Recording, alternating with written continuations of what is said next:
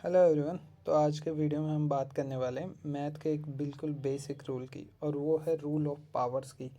ये कुछ नहीं है, ये हमें बताता है कि अगर x की पावर m है और अगर x की पावर n है, इन दोनों को अगर हम मल्टीप्लाई करेंगे तो ये मिलके हो जाएगा x की पावर m प्लस n। ठीक है, तो इसे समझते हैं आगे ये किस तरीके से हो रहा। तो अब देखिए, अगर x की पावर 2 है, इसे हम मल्टीप्लाई करेंगे x की पावर 3 से, तो ये जो आंसर निकल के आएगा हमारा वो होगा x की पावर 5। इसी तरीके से हम दूसरे एंटिटीज़ में ट्राई करें इसे दूसरे एग्जांपल्स के साथ।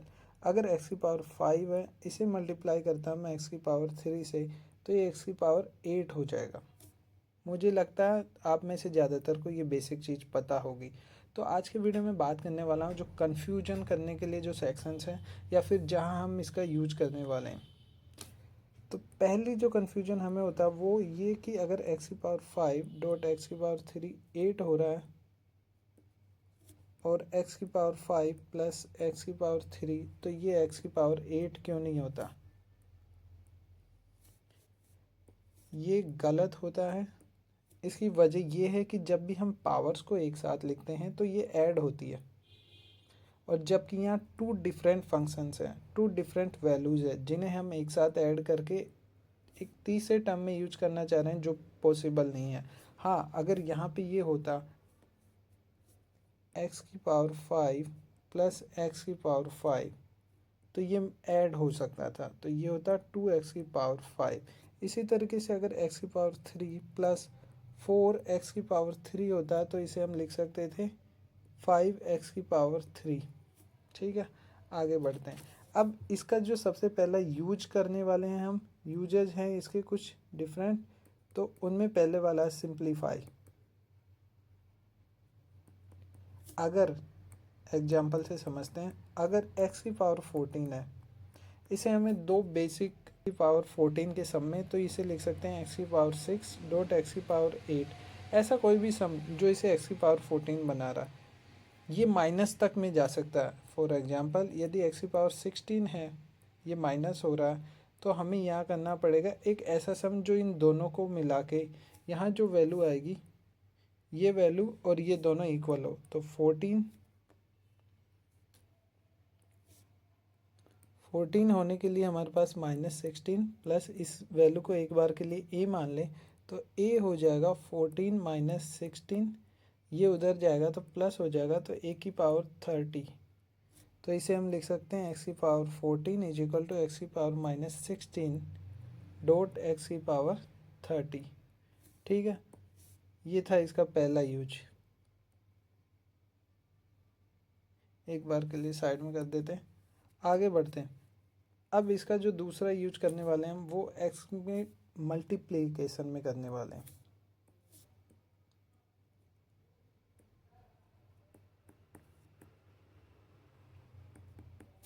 मीनिंग, यदि एग्जाम्पल से समझते हैं फिर से, x की पावर 5 x प्लस 5 को मल्टीप्लाई करूँ मैं 2x की पावर 2 प्लस 3x से, तो यहाँ समझने वाली बात है कि जब भी हम मल्टीप्लाई करेंगे तो पहले x इससे मल्टीप्लाई होगा और फिर x इससे मल्टीप्लाई होगा। ठीक है, आगे बढ़ते हैं, मल्टीप्लाई करके देखते हैं। तो जब x को मैं यहाँ मल्टीप्लाई करूँगा तो ये हो जाएगा 2x की पावर 3 हो जाएगी, क्योंकि 1 यहाँ है 2 यहाँ है, तो ये हो जाएगी x की पावर 3। ठीक है, अब इस x को मैं इससे मल्टीप्लाई करूँगा तो ये हो जाएगा 3x²। ऐसे ही सेम होगा यहाँ पे, जब मैं इस 5 को इससे मल्टीप्लाई करूँगा ये हो जाएगा 10x², क्योंकि यहाँ हमारे पास x की एक भी टर्म नहीं है, यहाँ पे x की एक भी टर्म नहीं है, जबकि इसमें है। एक बार दोबारा से सिंपल कर देता हूँ थोड़ा।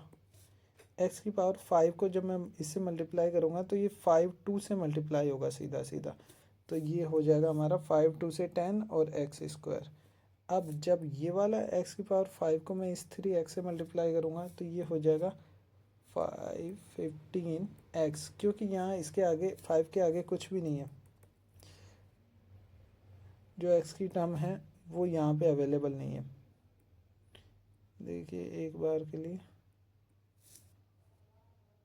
यहाँ x की टर्म अवेलेबल नहीं होने से सीधा सीधा ये मल्टीप्लाई हो जाएगा। ठीक है, तो ये 5 इससे मल्टीप्लाई होगा 15x हो जाएगा।